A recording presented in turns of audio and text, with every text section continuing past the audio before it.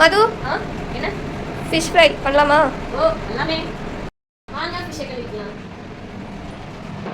ஃபிஷ்ஷை கழுவி வச்சு அதுக்கு தேவையான பொருட்களை எடுத்துக்கலாம். ஸ்பூன் கொத்தமல்லி பொடி, நமக்கு தேவையான அளவு வத்தப்பொடி, நம்மளுக்கு தேவையான அளவு உப்பு.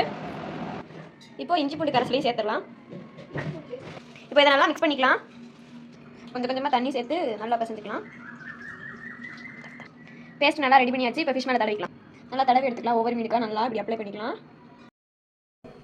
பொடி தடவி வச்சு ஒரு 15 மினிட்ஸ் ஊற வச்சுக்கலாம். ஃபிஷ் நல்லா ஊறிடுச்சு. இப்போ நம்ம இதை பொரிச்சு எடுத்துக்கலாம். இப்போ கடையில் என்ன சூடாயிடுச்சு. இப்போ ஃபிஷ் நம்ம போட்டுக்கலாம்.